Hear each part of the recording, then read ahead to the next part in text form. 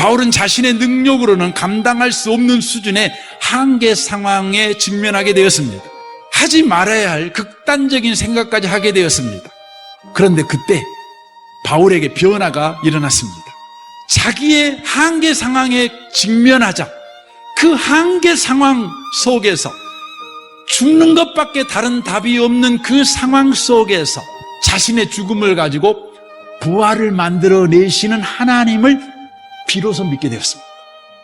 하나님은 오늘도 저와 여러분이 비참한 현실, 아니 질그릇이라는 이 변화되지 않는, 몸부림쳐도 노력해도 변화되지 않는 나의 현실을 가지고 우리의 현실 속에 뛰어들어와 죽음을 가지고 부활을 만들어내시는 그 하나님을 믿는 믿음의 수준으로 자라기를 원하십니다.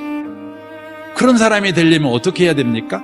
로마서 8장 4절은 이렇게 말합니다. 육신을 따르지 않고 그 영을 따라 행하는 우리에게 율법의 요구가 이루어지게 하려 하심이니라 라고 말씀합니다.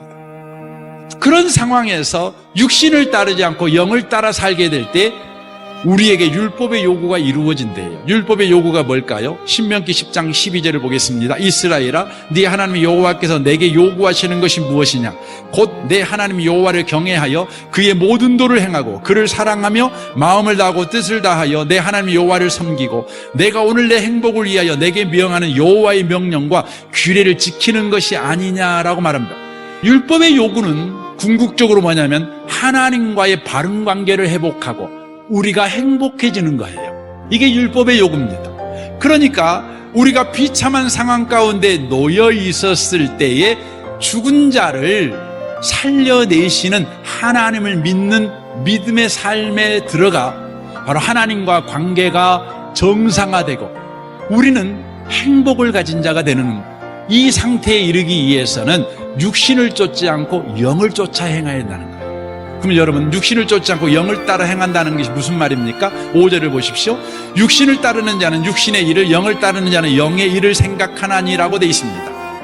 육신을 따른다는 것은 육신의 일을 생각한다는 것이고 영을 따른다는 것은 영의 일을 생각한다는 것입니다.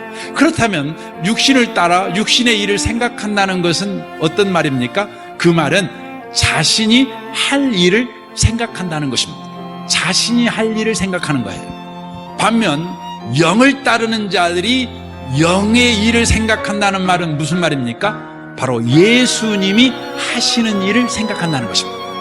그러니까 우리는 한계 상황에 직면했을 때, 비참한 현실 속에 우울로 가는 상황 가운데 놓여 있었을 때 우리가 해야 될 일은 뭐냐면 내가 할 일을 생각하는 것이 아니라 예수님이 하신 일을 생각해야 한다는 거예요.